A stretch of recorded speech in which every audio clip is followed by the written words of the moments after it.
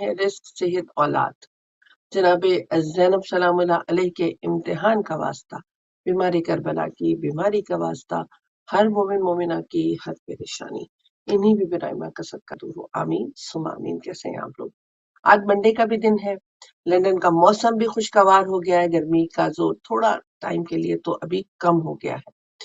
और आज का दिन, जैसे मैंने आपसे कल गुजारिश की थी कि मंडे टू फ्राइडे इंशाल्लाह हम जश्न ईद गदीर लेकर आएंगे। पैगाम जो है ना, हक का पैगाम, चाहे वो मौला कायनात के हवाले से हो या उनके किसी भी जानशीन इमाम के हवाले से हो। आज इमाम मोहम्मद अली नकी अलैहिस्सलाम की कुछ रिवायात के मुताबिक विलादत का दिन भी है। तो खुशियां खुशियां और खुशियां, अहले बैत के घरानों में खुशियों के दिन है। आज भी इंशाल्लाह खुशी होगी और ईद गदीर का भी जिक्र होगा, इमाम अली नकी का भी जिक्र होगा, क्योंकि अव्वलुना मोहम्मद व कुल्लुना मोहम्मद, एक ही काम है, एक ही मकसद है और एक ही मिशन है और एक ही चिराग से ये तमाम नूर परवरदिगार ने पैदा किए। परवरदिगार इनके सदके से तमाम मोमिन मोमिनात की हर मुश्किलों को आसानी में तब्दील कर दे, हर परेशानी को उनसे दूर कर दे। जो रिस्क के लिए परेशान है, जो बच्चों की शादियों के लिए परेशान है, परवरदिगार तमाम बच्चों के अच्छे से नसीब कर, नेक नसीब कर, जैसे तू चाहता है ना कि हम वैसे अपने बच्चों के बर को तलाश करें। पैसा और ये जो दुनियावी शो ऑफ है चीजें हैं, ये देखने के बजाय ईमान की दौलत देखें कि कितनी है। और परवरदिगार घर में चाहे वो दामाद की सूरत में आए या बहू की सूरत में आए, सब मुबारक हो, सब नेक हो, सब की मुश्किलें आसान हो। थोड़ा सा रिक्वेस्ट पेरेंट्स से भी करना चाहूंगी कि जब बच्ची या अपने लिए दामाद ढूंढने जाएं तो खुदारा चीजें जो इम्पोर्टेंट हैं वो देखनी बहुत जरूरी है। परवरदिगार हमारे बच्चों को भी निभाने की सब्र के साथ, खुशी के साथ तौफीक दे।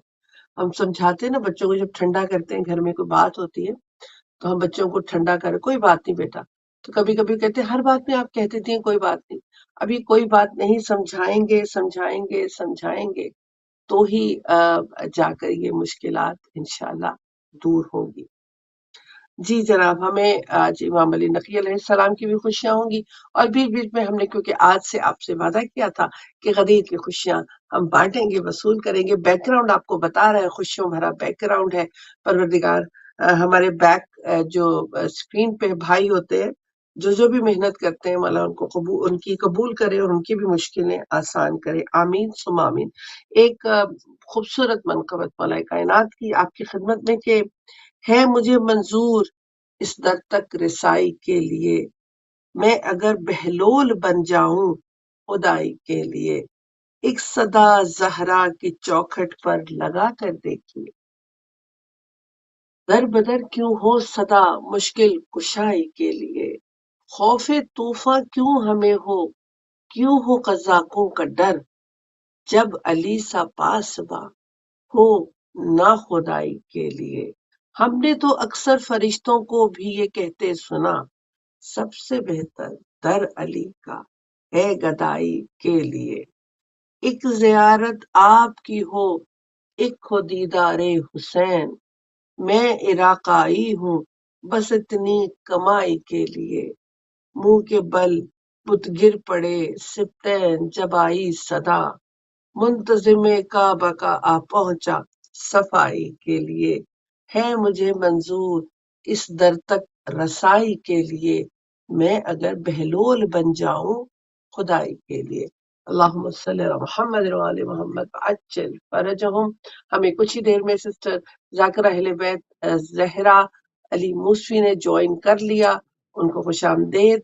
आने वाले दिनों की, आज के दिनों की ढेरों मुबारकबाद के साथ अस्सलाम वालेकुम वरहमतुल्लाहि वबरकातुहू।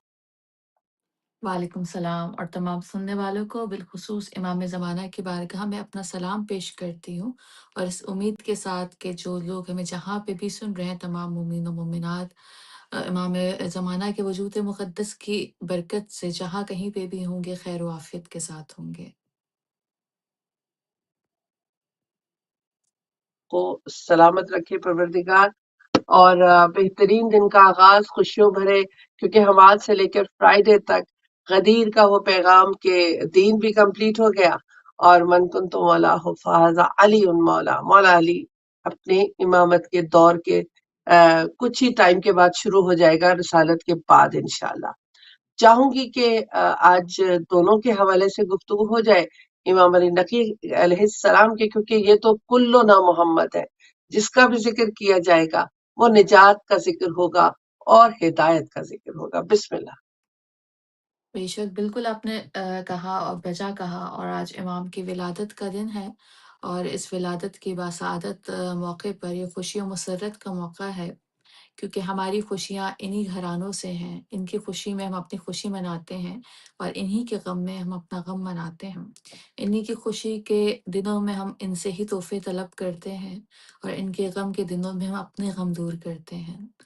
اور بہترین اور بجا یہ ہستیاں ہیں کہ جن کے در پہ خدا بند عالم نے مجھے اور آپ کو رکھا، اور عید غدیر جب قریب ہوتی ہے دل میں ایک عجیب سی خوشی کا احساس ہوتا ہے، ہم دن کاؤنٹ کر رہے ہوتے ہیں، کیونکہ یہ عید ایسی عید ہے کہ جس میں ہم جھوم اٹھتے ہیں، اس میں ہمارے مولا کی بات ہے، اس میں ہمارے آقا کی بات ہے، اور بالکل وجہ فرمایا آپ نے کہ تمام امام، چاہے وہ پہلا امام ہو یا آخری امام ہو، اس گھر میں تمام کا مرتبہ، تمام کا درجہ، تمام کے مراتب یکساں ہیں، ایک سے ہیں، پہلا بھی علی ہے اور آخری بھی علی ہے۔ اور اس گھرانے کی کیا بات کہ خدا نے جب نبوت کے سلسلے کو اختتام کیا تو نبوت کے بعد خدا نے امامت کے سلسلے کو رکھا، اور بہترین انداز میں، خوبصورت انداز میں ہمیں اماموں کا تحفہ ملا، ایک کے بعد ایک امام۔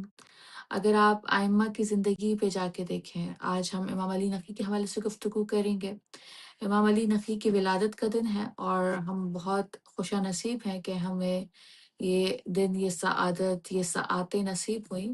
امام علی نقی کی ولادت کو اگر آپ دیکھیں، ملاحظہ کریں، تاریخ اٹھا کے دیکھیں تو دو روایات ملتی ہیں، ایک ماہ مبارک رجب میں اور ایک آج کے دن کے حوالے سے، دونوں روایات ہیں اور دونوں ہی کو معتبر کہا گیا ہے۔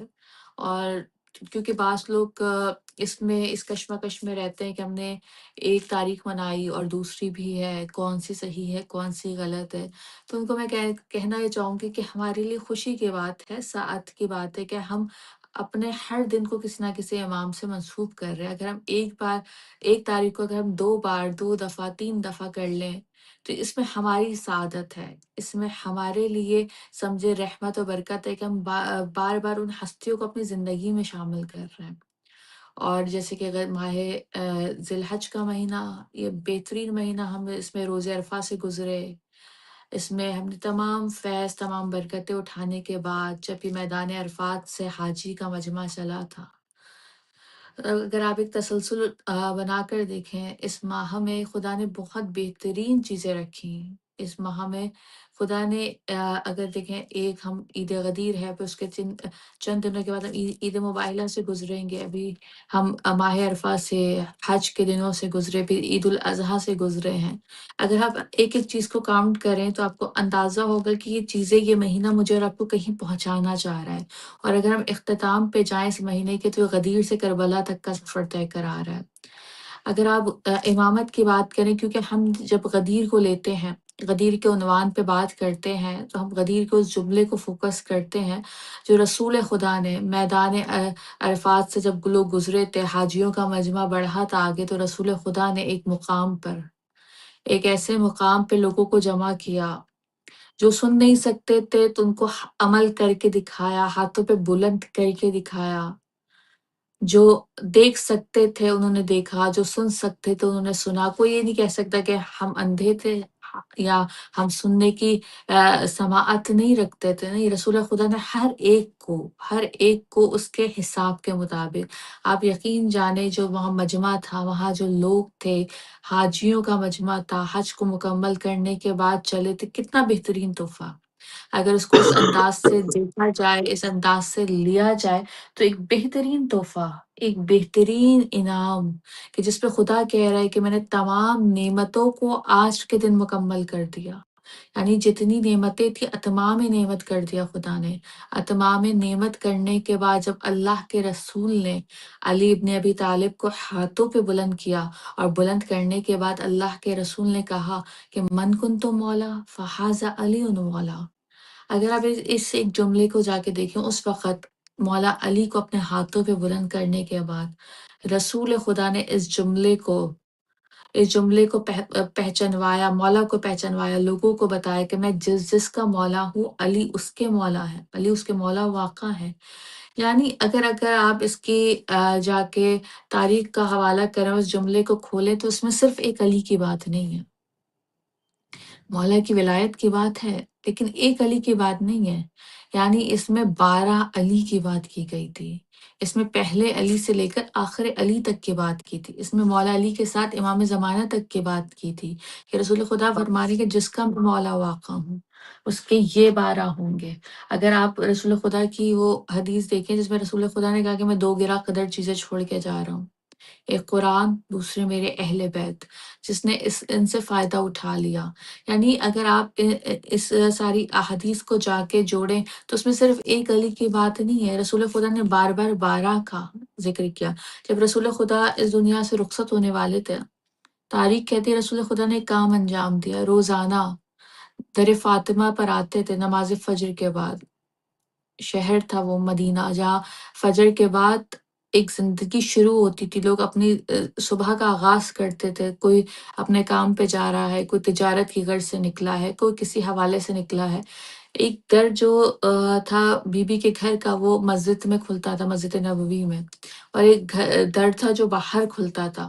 رسول خدا کو اگر بی بی کے گھر کے در کے پاس جانا تھا تو مسجد نبوی کا راستہ لے سکتے تھے؟ نہیں، رسول خدا مسجد نبوی سے باہر نکلتے تو باہر نکلنے کے بعد وہ دروازہ جو باہر کھلتا تھا وہاں آتے تھے۔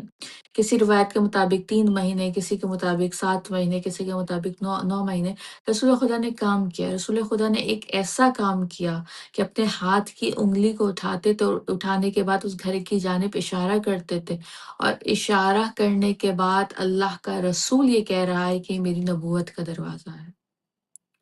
یعنی بتا رہے تھے کہ میں اس دنیا سے ودا ہو جاؤں گا، میرا جو نبوت کا دروازہ ہے وہ پھر یہ در ہے، پھر یہ دروازہ ہے، پھر یہ جگہ ہے، پھر یہاں سب کچھ ملے گا۔ یعنی رسول خدا نے بتایا۔ پھر اس کے بعد غدیر کا میدان، اگر آپ ان ساری چیزوں کو جا کے دیکھیے اور پھر بعد رسول کے مناظر دیکھیے، بعد رسول کے مناظر مختلف مناظر تھے۔ رسول خدا اس دنیا سے رخصت ہوئے، 4 دن گزرے تھے۔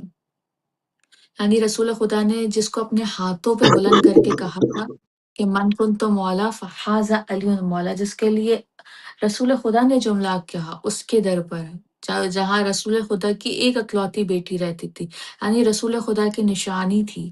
رسول خدا کی ایک اکلوتی ترین بیٹی کے گھر مسلمانوں کا جمع غفیر تھا، اور کیا کہا جا رہا تھا کہ اس کو گھر سے باہر نکالو۔ یعنی یہ وہ جس کو کچھ وقت پہلے رسول خدا نے ہاتھوں پہ بلند کر بتایا تھا، لوگوں کو دکھایا تھا کہ اس کو دیکھو، یہ یہ میرا مولا واقع ہے، میرے بعد یہ مولا واقع ہے، یہ میرا جانشین ہے، اس کو میں اپنا وراثت دے کے جا رہا ہوں، اپنا وارث بنا کے جا رہا ہوں، یہ میرا جانشین ہوگا، یہ تمہارا مولا واقع ہوگا۔ رسول خدا نے بتانا، اور لیکن جیسے ہی رسول خدا کی آنکھ بند ہوئی، رسول خدا اس دنیا سے رخصت ہوئے، رسول خدا کے دروازے پر جو رسول خدا نے کہا تھا یہ میری نبوت کا دروازہ ہے، وہ مسلمانوں کا جمع غفیر تھا۔ اور جمع غفیر، ایسا جمع غفیر کہ صرف جمع غفیر نہیں تھا، بلکہ ہاتھوں میں آنکھ لے کر آئے تھے، کہہ رہے تھے کہ نکالو علی کو باہر نکالو۔ جناب سیدہ نے آگے بڑھ کر کہا کہ علی باہر نہیں آئیں گے، تو یعنی اس دروازے پہ جو نبوت کا دروازہ تھا اس کو جلا دیا گیا، اس کو آگ لگا دی گئی۔ یعنی صرف مولا جو میں اور آپ یہ ولایت کہتے ہیں، اس ولایت کے حق کو مولا علی سے چھینا گیا، اور صرف مولا علی سے اس ولایت کے حق کو نہیں چھینا گیا، بلکہ مولا علی پہ سمجھے مولا علی نے وہ دور گزارا کہ علی کہتے ہیں کہ میں نے ایک ایسا وقت گزارا جیسے میری آنکھ میں کوئی تیر جا کے پیوست ہو گیا۔ کہہ دینا آسان، ہماری آنکھ میں ایک ذرہ چلا جاتا ہے، ہم بے چین ہو جاتے ہیں۔ مولا کہہ رہے ہیں کہ میں نے وہ وقت گزارا جیسے لگتا تھا میری آنکھ میں ایک تیر جا کے پیوست ہوا، اور صرف بات یہاں نہیں رکی ہے۔ اگر آپ دیکھیں تو یہ کہ وہ رسول کہ کی نسل میں 12 اماموں کو رکھا گیا، اور 11 اماموں کو ان میں سے شہید کیا گیا۔ یہ واحد نبی ایسا ہے کہ جس کی 11 نسلیں ختم کر دی گئیں۔ یعنی رسول خدا نے جو غدیر کے میدان میں کہا تھا، جو جملہ کہا تھا، میرے مولا کو جانشین بنایا تھا، بتایا تھا، لوگوں نے اس کا احترام کیا۔ بعد رسول کیا ظلم و ستم ہوا کہ جو ولایت کا حق تھا مولا علی کا، وہ مولا علی سے چھین لیا گیا۔ ہم کہتے ہیں جناب سیدہ دربار آئی تھی، جناب سیدہ دربار آئی تھی، زمین کے ایک ٹکڑے کا مطالبہ کیا، لوگوں نے رخ کو پھیر دیا۔ سیدہ دربار آئی تھی علی کی ولایت کے حق کے لیے، وہ حق جو علی سے غضب کیا گیا، تو وہ حق جو رسول نے عید غدیر جس کا اعلان کیا تھا۔ اگر ہم صرف اپنی خوشی کو ایک طرف رکھیں، کیونکہ بہت بڑا دن ہے، بہت خوشی کا دن ہے، لیکن اس کے تاریخی پہلو کو جا کے کھول کے دیکھیں۔ ہم صرف کہتے ہیں کہ رسول خدا نے مولا علی کو مولا بنایا، آقا بنایا، لیکن اس کے تاریخی پہلو کو جا کے کھول کے دیکھیں، اس کے پس منظر کو جا کے کھول کے دیکھیں۔ مولا و آقا بے شک بنایا، مولا اور آقا بنایا، جانشین اپنا قرار دیا، لیکن اس کے بعد مولا علی پہ گزری کیا ہے؟ مولا علی نے کن کن چیزوں کا سامنا کرنا پڑا؟ صرف مولا علی کو سامنا کرنا پڑا، یا مولا علی کے بعد جو 11 امام تھے انہوں نے اس ساری چیزوں کا سامنا کیا؟ اگر ہم تاریخی پہلوؤں کو جا کے دیکھیں، ہم اپنے غدیر کے حق کو پورا کریں۔ اگر آپ دیکھیں علامہ امینی نے صرف ایک جملے من کن تو مولا فحاذا علی مولا پہ کتنی بڑی کتاب لکھی، کہ جس کتاب کو کہا جاتا ہے الغدیر، صاحب غدیر۔ یعنی اگر آپ جا کے دیکھیں اس ایک جملے میں، اس ایک روز غدیر میں، اس ایک دن میں کتنی چیزیں جا کے اس کے پہلو میں پیوست ہیں، کتنے راز پوشیدہ ہے، ہم نے اس کو دیکھنا ہے۔ ہم نے اگر غدیر کے حق کو ادا کرنا ہے، خوشی منانی ہے، بے شک ہم خوشی منائیں، لیکن اس خوشی کی حقیقت کو جا کے دیکھیے۔ اس ٹائم اگر لوگ مولا علی کو پہچان لیتے تو آج ہی نہیں ہوتا۔ کیا ہم وہ غلطی تو نہیں کر رہے ہیں؟ ہم نے دیکھنا ہے، کیونکہ ہم نے دیکھنا ہے کہ علی کا آخری علی ابھی تک پردہ غیبت میں ہے۔ کیوں ہے؟ اگر ہم اس تاریخی منظر کو جا کے دیکھیں تو آئیے 11 ہجرہ میں رسول خدا کے بعد جب بی بی کے دروازے پر آنکھ لگائی گئی تھی، آپ تاریخ کے تمام اوراق کو کھول کے دیکھ لیجئے، تمام صفحات کو پلٹ کے دیکھ لیجئے، آپ کو کوئی ایک ایسا انسان نہیں ملے گا جس نے رسول خدا کی بیٹی کے گھر کے دفاع میں اپنی جان کا نذرانہ پیش کیا ہو، کسی کا ایک قطرہ خون اس وقت وہاں گرا ہو۔ کیا اس وقت مدینے میں لوگ موجود نہیں تھے؟ وہی لوگ موجود تھے نا جو وہاں پہ موجود تھے، جہاں مولا کو ہاتھوں پہ بلند کر کے رسول خدا نے دکھایا تھا، رسول خدا نے بتایا تھا۔ وہی لوگ وہاں مدینے میں بھی موجود تھے۔ وہی لوگوں کے سامنے زیادہ لمبے عرصے کی بات نہیں تھی کہ لوگ کہتے کہ ہم بھول گئے ہیں۔ نہیں، رسول خدا کی آنکھ کو بند ہوئے صرف 4 دن گزرے ہیں، اور جس کو رسول خدا نے ہاتھوں پہ بلند کیا، اس کے ساتھ کیا سلوک کیا گیا۔ صرف یہاں پہ بات رکی نہیں ہے، مولا سے مولا کا حق چھینا گیا، جو ولایت بعد رسول ڈائریکٹ علی کے پاس آنی تھی اس کو چھینا گیا، جو خلافت علی کے پاس آنی تھی وہ اس حق کو چھینا گیا۔ صرف حق کو نہیں چھینا گیا، میرے مولا کے مراتب کو، مرتبے کو گرانے کی کوشش کی گئی، میرے مولا کے لیے نازیبا الفاظوں کا استعمال کیا گیا، حتیٰ کہ مولا کسی کو سلام کرتے تھے لوگوں نے جواب دینا چھوڑ دیا تھا، لوگ منہ پھیر کے چلے جاتے تھے۔ یعنی علی پہ کتنا گرا گزرا، کتنا میرے مولا کے لیے سخت ترین مرحلہ تھا کہ علی کو کہنا پڑا کہ مجھے ایسا لگتا ہے کہ میری آنکھ میں کوئی تیر جا کے پیوست ہو گیا۔ میں نے وہ ان تمام مراحل کو دیکھا، اور اگر آپ مراحل کی بات کریں تو یہی علی تھے جس کے بعد رسول مصیبتوں کا سلسلہ شروع ہوا کہ رسول خدا کی اکلوتی ترین بیٹی اس دنیا سے رخصت ہو گئی، کہ بی بی کو کہنا پڑا کہ مجھ پہ مصیبتوں کے ایسے آئے کہ اگر پہاڑ پہ آتے پہاڑ ریزہ ریزہ ہو جاتے۔ جو فاطمہ کبھی گھر سے باہر نہ نکلی تھی اسی ولایت کے لیے، جو میں اور آپ روزہ غدیر منائیں گے، اسی ولایت کے حق کے لیے فاطمہ دربار بھی گئیں، اسی ولایت کے حق کے لیے فاطمہ مدینے کی گلی گلی گئیں، مدینے کے گھر گھر گئیں۔ اگر اس وقت مولا کا جو ولایت جو رسول خدا نے روز غدیر دیا تھا، جس پہ خدا نے کہا کہ میں نے تمام نعمتوں کو تمام کر دیا، تمام نعمتوں کو مکمل کر دیا، اگر وہ روز غدیر مولا کو جو ولایت ملی تھی، اگر علی کو علی کا حق دے دیا جاتا، علی کا آخری علی آج پردہ غیبت میں نہیں ہوتا۔ اگر آپ دیکھیں میں اور آپ یہ جملہ روز غدیر کہیں گے نا، من کن تو مولا فحاذ علی مولا، صرف ایک علی کو یاد نہیں کرنا ہے، ہم نے علی کی 11 اور علی کو یاد کرنا ہے۔ اگر آپ دیکھیں تو بعد علی اگر کوئی امام بنا، امامت کیوں ضروری ہے؟ امامت کیوں رکھی گئی؟ امامت ہم تک آئی کیوں ہے؟ ایک کے بعد ایک امام کیوں بنا اور آج بھی ہمارا امام پردہ غیبت میں کیوں ہے؟ یہ سارے سوالات ہمارے پاس ہیں۔ یہ سارے سوالات کے جوابات اگر ہم نے پا لیے تو ہم علی کا وہ دن سمجھ پائیں گے جسے روز غدیر کہتے ہیں۔ سبحان اللہ، صرف سبحان اللہ۔ ہم ابھی تک اس بات کو سمجھ نہیں پائے کہ روزہ غدیر میں صرف ایک علی کی بات نہیں کی گئی تھی۔ روزہ غدیر میں اللہ کے رسول نے 12 علی کی بات کری تھی، جانشین بنایا تھا، ایک کے بعد ایک جانشین، ایک کے بعد ایک امام ہے۔ اگر آپ دیکھیں مولا علی کے بعد امامت کا درجہ امام حسن کے پاس آیا۔ ہر امام نے اپنے دور کے حالات کو دیکھ کر اپنی امامت کا کہ جب امام حسن نے بعد علی اپنے حالات دیکھے تو امام حسن نے صلح کی جانب اپنے آپ کو رکھا۔ امام حسن کی صلح بہت مشہور ہے۔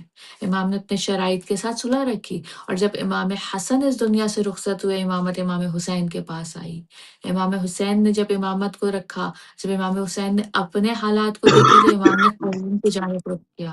امام نے قیام کو اپنا وہ رکھا۔ امام نے بتایا کہ اس وقت جو حالات ہیں وہ قیام کے حالات ہیں۔ امام اپنے خانوادے کو لے کر اپنا وطن، اپنا شہر سب کچھ چھوڑ کے چلے، امام نے قیام کیا۔ اور جب یہی امامت امام حسین سے منتقل ہو کے امام سید سجاد کے پاس آئی، اس وقت حالات مختلف تھے۔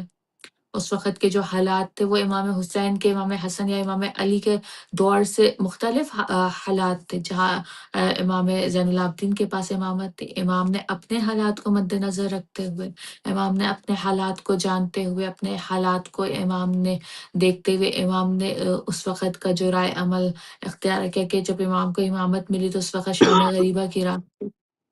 جب امام نے اپنی امامت کا آغاز کیا تو امام نے اپنی امامت کے آغاز میں کوفے اور شام کے سفر کو دیکھا۔ پھر جب امام مدینے واپس آئے تو مدینے واپس آنے کے بعد ہم کہتے ہیں نا کہ امام جب تک مدینے میں رہے امام نے گریہ وزاری کری، نہیں، امام نے گریہ وزاری نہیں کی۔ اس گریہ وزاری میں امام نے اپنی امامت کو بتایا، امام نے اپنی امامت کو پھیلایا۔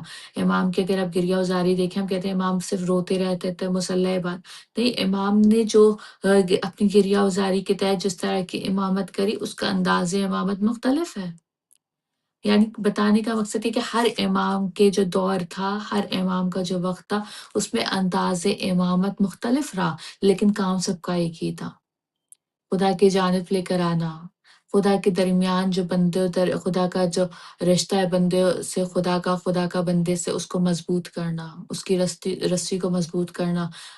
یہ کیسے ممکن تھا؟ حلال و حرام کے فرق کو، یعنی اگر آپ پہلے امام سے آخری امام تک جائیں سب کا کام ایک تھا، سب کا کام ایک تھا، چیزیں ایک تھی، لیکن ہر امام کا دور امامت مختلف رہا۔ کسی کو صلح کی جانب جانا پڑا، کسی کو جنگ کی جانب جانا پڑا، امام علی کو دیکھ کی جانب دیکھے تو امام کو خاموشی کی جانب جانا پڑا۔ یعنی ہر امام کا دور امامت دوسرے امام سے مختلف ہے۔ آج کی جو یوتھ ہے، آج کی جو جنریشن ہے، اس کا ہم سے یہی سوال ہوتا ہے کہ ہر امام کا کام تو ایک تھا، لیکن امام حسین کیوں جنگ کی جانب گئے؟ امام حسن کیوں صلح کی جانب گئے؟ امام علی نے کیوں خاموشی اختیار کری؟ امام زین العابدین نے کیوں گریہ وزاری سے اس کو آغاز بڑھائے؟ کیونکہ یہ جو آنے والے یوتھ ہے، جو جنریشن ہے، ٹین ایجرس، ان کے درمیان یہ سارے سوالات آتے ہیں کہ کام تو ایک ہے۔ جب اب کہا جاتا ہے کام ایک ہے، امام ایک ہے، سب برابر ہیں، سب یکساں ہیں، سب کے مراتب ایک سے ہیں، تو پھر مختلف انداز کیوں ہیں؟ تو اس کا بتانے کا مقصد یہی ہے کہ انداز امامت مختلف ہو سکتا ہے کیونکہ ادوار مختلف تھے، دور مختلف تھے، لیکن کام سب کا ایک ہی تھا۔ ہر ایک نے اپنے دور کے مطابق امامت کو لے کے چلی۔ کسی نے جنگ کا سہارا لیا، کسی نے صلح کا سہارا لیا، کسی نے خاموشی کا لیا، لیکن کام سب کے ایک تھے۔ بے ادوار شک، مختلف ہو سکتے ہیں، لیکن سلسلہ امامت ایک ہے، سارے برابر ہیں، ایک کے بعد ایک امام سے کڑی جڑتی چلی گئی ہے، ایک امام کے بعد دوسرا امام بنتا چلا گیا۔ ہماری جو یوتھ ہے، جنریشن ہے، ٹین ایجرس ہے، ہم نے ان کو غدیر میں صرف جشن، منقبت، میلاد اور ان سب سے نہیں، ان کو ہم نے حقیقت کی طرف لے کر آنا ہے۔ ہم نے کوشش یہ کرنی ہے کہ ہم بتائیں کہ یہ غدیر ہوا کیوں تھا، غدیر کے بعد ہوا کیا تھا۔ امام کو جب اللہ کے رسول نے منصب عطا کیا، خدا کی جانب سے یہ اعلان غدیر ہوا تھا، پھر اس کے بعد ہوا کیا تھا، اور یہ سلسلہ کہاں تک رکا اور کہاں پہ جا کے اس کا آغاز ہوا؟ کیا یہ سلسلہ غدیر کا بھی جاری ہے یا یہ سلسلہ غدیر، روز غدیر ختم ہو چکا ہے؟ یہ سارے سوال، کیونکہ اگر ہم اپنی جنریشن کی جانب، یوتھ کی جانب دیکھیں، ہمیں وہاں فوکس کرنے کی ضرورت ہے، کیونکہ اس وقت جو حالات ہیں، جو معاشرے میں چیزیں پھیل چکی ہیں، اس کا سب سے بڑا جو دشمن کی طرف سے بھی جو ٹارگٹ رہا وہ غدیر و کربلا رہا۔ اگر، کیونکہ امام کا جملہ ہے کہ اگر یہ غدیر اگر یہ غدیر کو یاد رکھتے تو کربلا کی جانب نہیں آتا، بے شک یعنی یہ بے غدیر کو شک بھول گئے تھے تو کربلا کی جانب آنا پڑا۔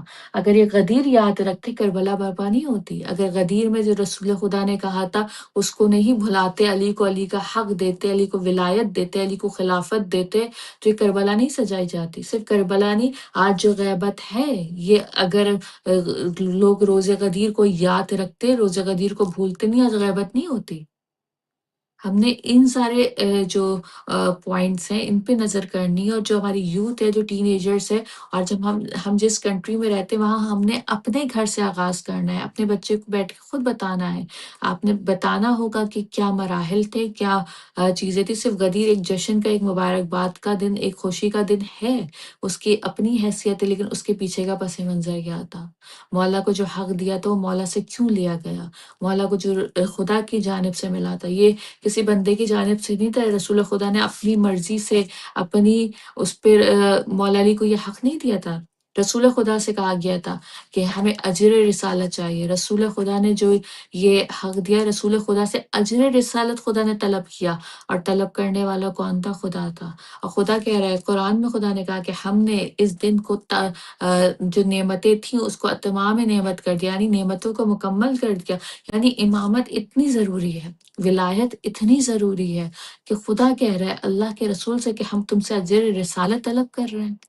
خدا کے رسول سے خدا کہہ رہا ہے کہ اس دن کے بعد، اس اعلان غدیر کے بعد، اس اعلان ولایت کے بعد میں نے نعمتوں کو تمام کر دیا، تمام نعمت کر دیا۔ یعنی اتنی ضروری رکھ دی گئی یہ ولایت۔ اور اگر آپ دیکھیے کہ اگر ہماری زندگی میں ولایت نہ شامل ہو، یہ سلسلہ نہ شامل، ہماری زندگی نہیں ہوگی۔ ہماری زندگی کیوں اتنی مکمل و کامل ہے؟ کیونکہ یہ امام، ان اماموں سے جڑی ہوئی چیزیں ہمارے درمیان ہیں۔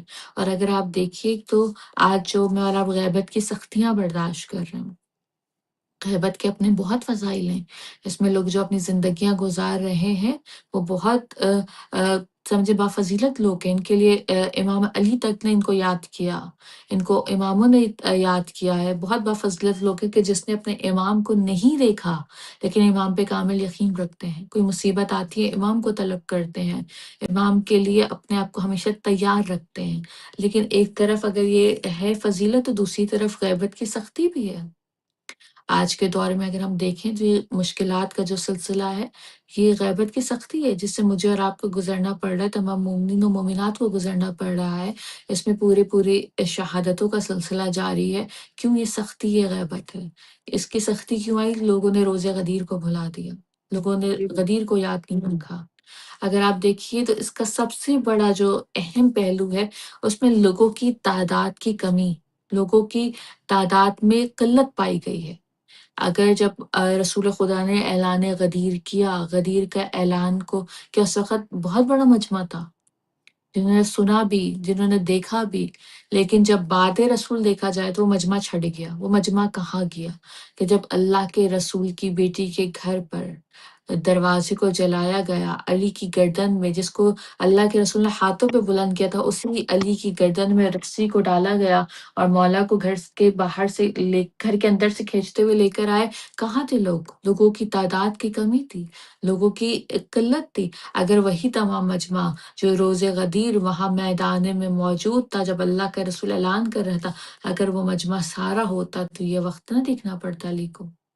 اولاد علی کو۔ اگر آپ دیکھیں امام حسن صلح کی جانب کیوں گئے تھے؟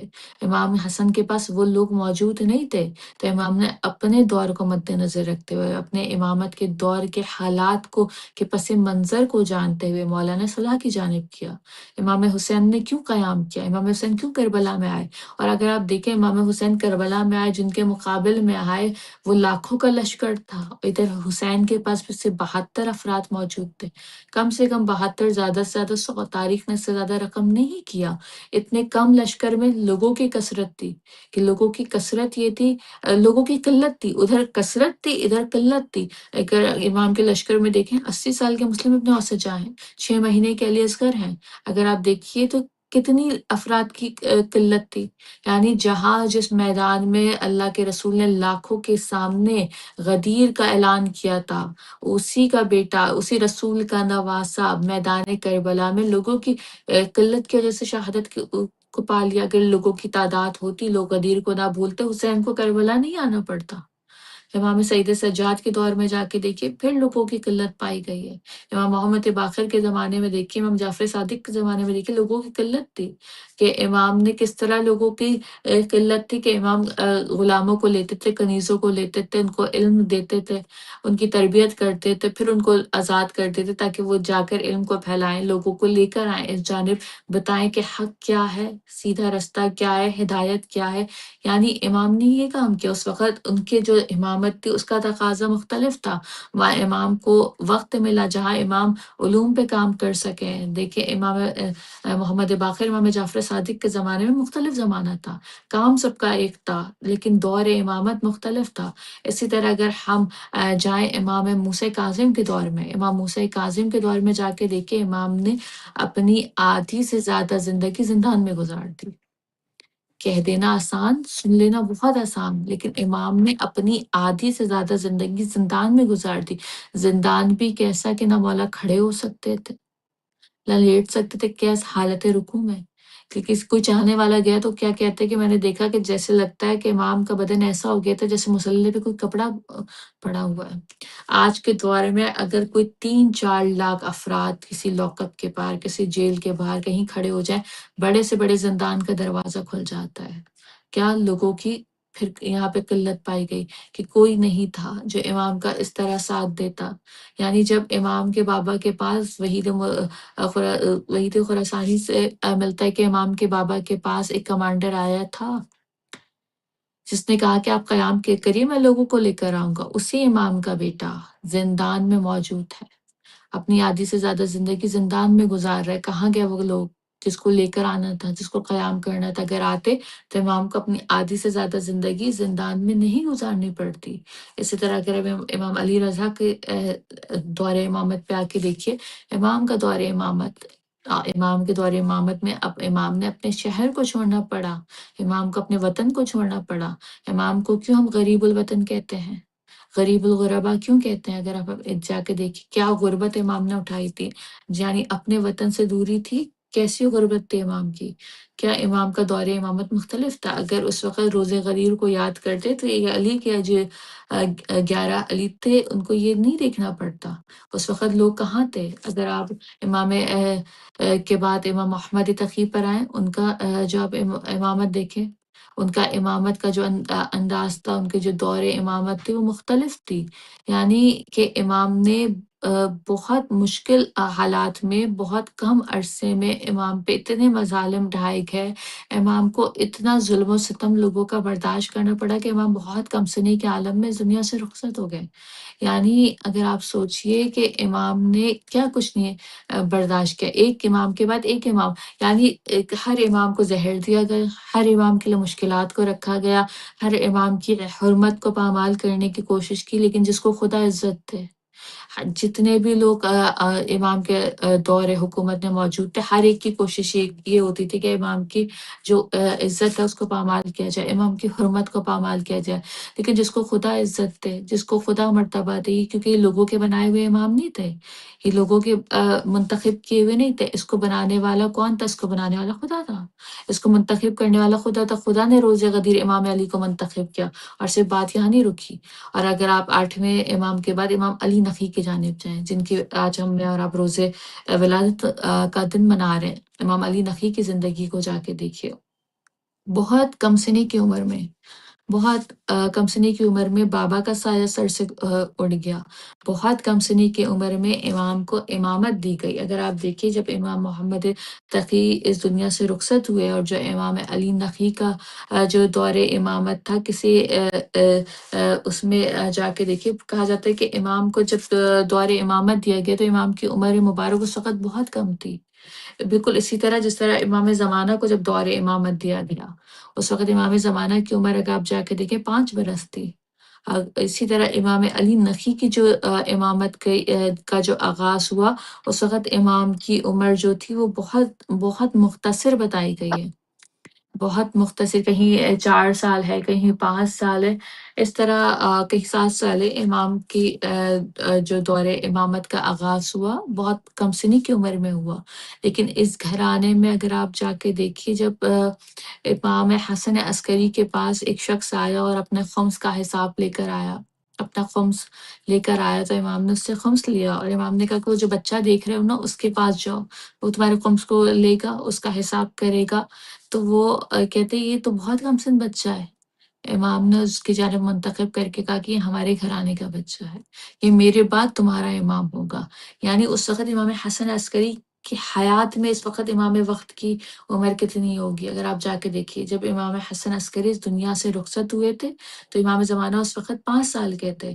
تو اس وقت جب امام کے پاس خمس کا مسئلہ آیا تو بہت کم سنی کی عمر تھی، لیکن امام نے اس مسئلے کو حل کیا۔ امام نے بتایا کہ یہ جو گھرانہ ہے جہاں یہاں عمر سے کوئی تعلق نہیں ہوتا، یہاں 6 مہینے کا بچہ بھی علی کا علی اصغر قرار دیا گیا ہے، 6 مہینے کے بچے کے اندر وہ مرتبہ، وہ رتبہ، وہ فضیلت رکھی گئی۔ یہاں عمر نہیں ہے۔ آج لوگ سوال کرتے ہیں نا کہ امام کی عمر اتنی طویل ہو گئی، کہا جاتا ہے امام ظہور کریں گے تو 40 سال کے ہوتے۔ یعنی یہ جو سوالات ہیں یہ اگر ہم اس کا جواب نہ دیں تو جو ہماری آنے والی جو یوتھ ہے، جو ینگسٹرز ہیں، ان کے لیے ہم نے اپنے آپ کو آمادہ کر کے ان کو بتانا ہے، کیونکہ یہ سارے سوالات کے اگر جوابات نہیں ملے تو یہ جو ہماری آنے والی یوتھ ہے، جو ٹین ایجرز ہیں، ان کے ایمان میں تعطل رہے گا، ان کا ایمان ڈگمگانے والی پوزیشن پہ رہے گا، کیونکہ یہ ٹیکنالوجی کے دور کے لوگ ہیں، یہ اے آئی پہ بلیو کرنے والے لوگ ہیں۔ ان کو اگر صحیح جواب نہیں ملتا تو یہ کنفیوژن کا شکار ہو جاتے ہیں۔ تو ہم نے اپنی آنے والی ٹین ایجرز کو، جو ہمارا جو یوتھ ہے، ہم نے اس کو بتانا ہے۔ اگر آپ دیکھیں امام علی نقی کی ہم بات کریں، کیونکہ ہمارے پاس شاید وقت بہت مختصر رہ گیا ہے۔ ہمارے پاس فربا جی 5 وقت ہے آپ منٹ کا؟ ہے۔ جی جی، بس 5 کیونکہ آج منٹس ہے۔ ہاں، کیونکہ آج ہمارے امام کی، امام علی نقی کی ولادت ہے تو ہم تھوڑی سی گفتگو امام علی نقی پہ بھی کرتے ہیں۔ امام علی نقی کا اگر آپ نام دیکھیں، نام علی ابن محمد تھا، کنیت ابو الحسن قرار دی گئی، لقب میں آپ نقی امام کا بہت مشہور لقب ہے، اور بابا کی بات کریں تو امام محمد تقی۔ یعنی اگر آپ والدہ گرامی کی بات کریں تو بی بی سمانہ خاتون ہے، اور جو امام کی جو ولادت ہے، میں نے آغاز میں بھی کہا کہ 2 تاریخیں ہیں اور دونوں بہت معتبر قرار دی گئی ہیں، ایک 15 ذی الحجہ اور ایک ماہ مبارک رجب کے آغاز میں ہے، اور امام کی جو شہادت ہے وہ بھی ماہ مبارک رجب میں ہوئی، اور جو سبب شہادت تھا وہی کہ جو عباسی کا دور تھا، جو خلافت تھی، اس میں امام کو زہر دیا گیا، اور جو امام کی امامت تھی، کسی روایت کے مطابق جب امام کے بابا اس دنیا سے رخصت ہوئے، امام محمد تقی کی شہادت ہوئی، تو اس وقت امام کی جو عمر تھی وہ 5 یا 6 سال کی تھی، کہیں 7 بھی ہے، تینوں میں ہے کہ 5 سے 6 سال زیادہ فوکس کیا گیا ہے کہ جب امام جواد کی شہادت ہوئی، امام کو زہر دیا گیا اور امام منصب امامت پر آئے، اور جو امام کی جو ابتدائی امامت تھی اس میں امام نے مدینے میں قیام کیا، لیکن اگر آپ دیکھیں جو مدینے کا امام کا جو قیام تھا اس میں مدینے میں امام نے جو قیام کے اپنی جو امامت کا جو سلسلہ امام نے رکھا، اس وقت امام مدینے میں درس و تدریس سے امام نے اپنی امامت کا آغاز کیا۔ اگر آپ اس پہ جا کے ذرا سا دیکھیں کہ 5 سے 6 سال کی عمر کا بچہ اگر ہم اس کو دیکھیں جا کے 5 سے 6 سال کی عمر میں امام نے امامت کا آغاز کیا، لیکن امامت کے آغاز میں جو امام کی جو ابتدائی امامت ملتی ہے، اس میں امام نے درس و تدریس کا مرکز بنایا۔ وہاں امام نے درس و تدریس کا مرکز بنانے کے بعد آپ مدینے میں رہے، پھر اس کے بعد آپ سامرہ کی جانب آئے، اور پھر آپ نے سامرہ میں جو خلافت متوکل کی تھی، اس وقت وہاں کے جو ادوار تھے، وہ جو مقبولیت کا خطرہ تھا، وہاں جو متوکل کو کہ امام مقبول نہ ہو جائے، جو مقبولیت کا خطرہ تھا، اس وقت اس دور میں امام نے جو حالات کو دیکھا، اس وقت امام کا جو ایک بہت مشہور واقعہ ملتا ہے کہ جو ہے جب امام کو دربار میں طلب کیا گیا، تو اس وقت جو متوکل وہاں بیٹھا ہوا تھا، اس نے لوگوں کو کہا کہ یہ آ رہا ہے۔ یہ جب آئے تو کیونکہ امام کا جو جسم تھا وہ بہت کمزور سا تھا، امام کے جسم میں کمزوری پائی جاتی تھی، لیکن اس نے ظاہری کمزوری اس وقت دیکھی۔ اگر آپ جا کے دیکھیے کہ وہ لوگ ہیں جو ظاہر سے زیادہ ان کا باطن مضبوط ہے، یعنی اس نے امام کی ظاہری کمزوری دیکھی، بھول گئے کہ یہ علی کے گھر کا علی ہے، یہ علی نقی نہیں، یہ علی کا علی ہے، یہ اتنا ہی شجاع ہوگا، اتنے ہی بہادر ہوگا، اس کے اندر وہ تمام چیزیں ہیں جو علی ابن ابی طالب میں تھی، یہ علی کا علی، علی نقی تھے۔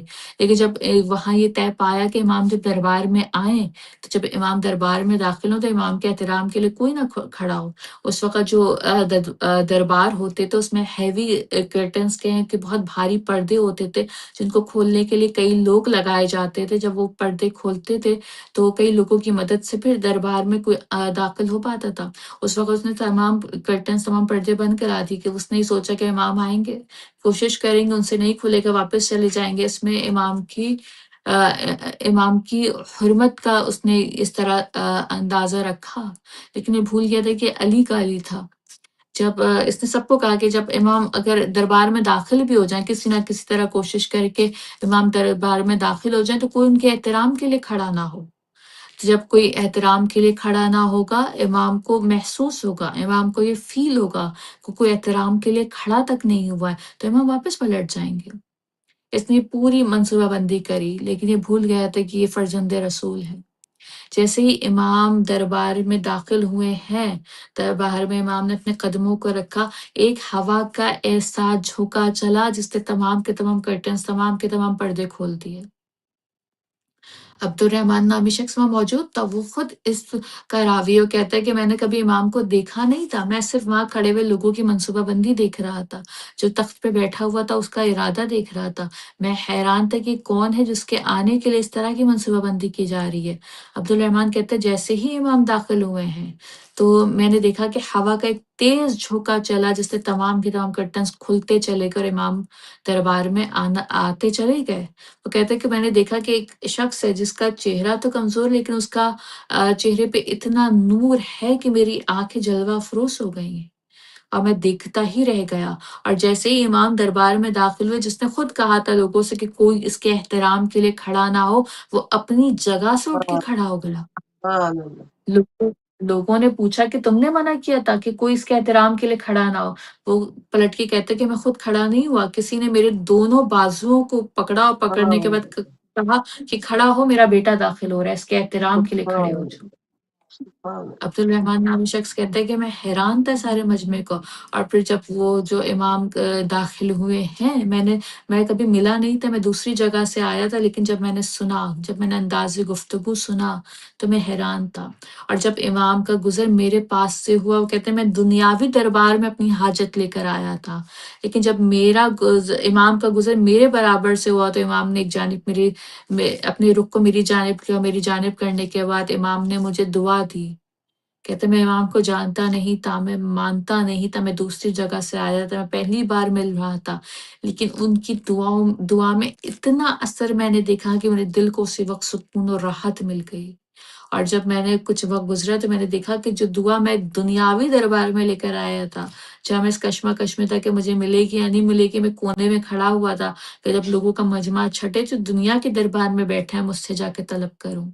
لیکن وہ جو شخص آیا تھا وہ اتنا نورانی تھا، اس کے چہرے پہ اتنا نور تھا، اس کی زبان سے نکلی ہوئی دعا نے میرے دل کو اثر میں رکھا، اور جب اس اثر سے میں جب باہر نکلا تو میں جو طلب کے لیے آیا تھا، جو حاجت کے لیے لے آیا تھا، وہ حاجت میری مکمل ہوئی، جو طلب حاجت تھی وہ میری تمام ہوئی، وہ نعمت مجھے عطا ہوئی ہے، اور میرے دل سے اس وقت امام کے لیے دعا نکلی تھی کہ خدا ان کی حفاظت فرمائے۔ آج جو میں اور آپ امام وقت کے لیے دعا کرتے ہیں، دعائیں جو امام زمانہ جو ہم پڑھتے ہیں اس کے الفاظ دیکھیے بالکل اسی طرح کے الفاظ سے، کہ وہ شخص جو امام سے وابستہ نہیں تھا، جو امام کو جانتا نہیں تھا، رابطہ نہیں تھا، تعلق نہیں تھا، پہلی بار مل رہا ہے، لیکن امام کو دیکھنے کے بعد جو اس کے دل سے دعا نکلی، وہ کہتا ہے کہ میں نے دعا کی تھی خدا ان کی حفاظت فرمائے، کیونکہ اس وقت جو دربار کا حال تھا، جو وہاں کے لوگ موجود تھے جن کے دلوں میں امام کے لیے صرف بغض و قدورت پایا جا رہا تھا، جو امام کی عزت کو، جو امام کی حرمت کو پامال کر رہے تھے، میں نے اس مجمع میں امام کے لیے دعا کری تھی۔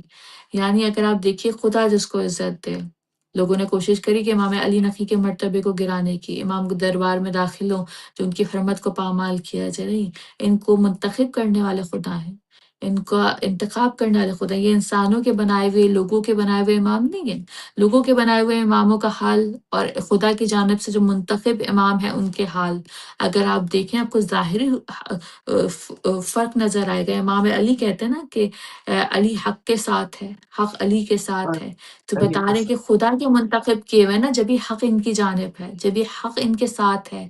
جو دنیا کے بنائے ہوئے امام ہیں ان کے حق کو دیکھیے اور اللہ کے بنائے ہوئے اماموں کے حق کو دیکھیے، فرق واضح نظر آئے گا، ڈفرنس واضح نظر آئے گا۔ جب ہم روز ہمارا غدیر ٹائم ختم ہو گیا، بہت شکریہ، انشاءاللہ پھر تمام انشاءاللہ سننے انشاءاللہ والوں کو آج کے دن کی اور روزے غدیر کی مبارکباد پیش کرتی ہوں، اور یہی دعا ہے کہ بہت خدا ہمیں شکریہ، انہی امام کے حق کے رستے پہ رکھے، ہم ولایت کو اس طرح لے سکیں جس طرح رسول خدا نے دی تھی اور جس طرح خدا ہم سے چاہتا ہے۔ الہی آمین، بہت شکریہ، جزاک اللہ، مولا سلامت رکھے، رزق علم صحت میں اضافے کا باعث بنے انشاءاللہ۔ بہت بہترین، بہت ہی خوبصورت گفتگو، اور یہاں ایک چھوٹا سا بریک ہے، بریک کے بعد مولانا عادل رضا آپٹی صاحب ہمیں سیم ٹاپک کے ساتھ جوائن کریں گے۔ ہم